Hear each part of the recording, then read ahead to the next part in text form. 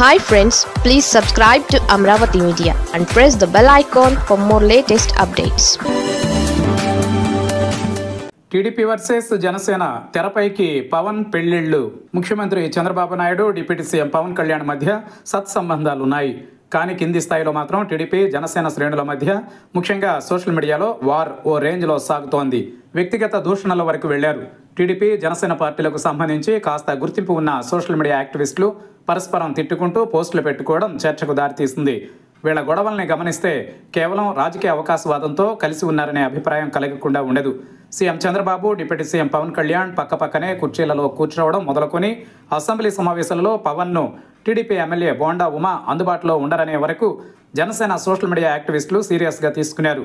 చంద్రబాబుతో పాటు మంత్రి నారా లోకేష్, ఇతర టీడీపీ నాయకుల్ని తిట్టిపోస్తున్నారు. బోండా ఉమా నోటిని అదుపులో పెట్టుకునేలా చర్యలు తీసుకోవాలంటూ చంద్రబాబును జనసేన సోషల్ మీడియా యాక్టివిస్టులు హెచ్చరించే వరకు వెళ్ళింది.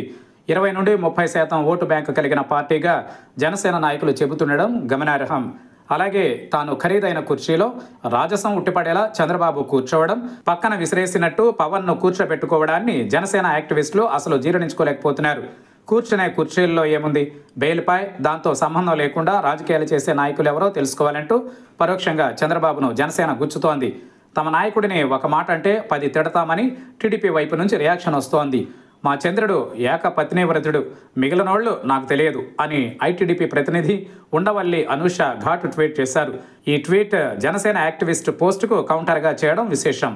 అంతేకాదు, టీడీపీ కార్యాలయం నుంచి ఎవరైనా ఫోన్ చేసి పోస్టు డిలీట్ చేయాలంటే ముందు తమ నాయకుడిపై చేసిన పోస్టు కథ చూడాలని చెబుతాననడం చర్చనీయాంశమైంది. రాజు పెద్ద భార్య మంచిదంటే మరి చిన్న భార్య అనే ప్రశ్న ఉత్పన్నమవుతుంది. చంద్రబాబు ఏకపత్నీవ్రతుడనే మాట వరకే ఆమె పరిమితం కాలేదు. మిగిలినోళ్లు తనకు తెలియదని చెప్పడం ద్వారా పవన్ కళ్యాణ్ పర్సనల్ లైఫ్ను ఆమె స్ట్రాంగ్గా టచ్ చేసినట్లయింది. ఇంతకు టీడీపీ జనసేన మధ్య సోషల్ మీడియాలో వార్ ఎందుకు జరుగుతున్నదో ఎవరికీ అంతు చిక్కడం లేదు. కానీ బాగా గ్యాప్ పెరుగుతోందన్న వాతావరణం కనిపిస్తోంది.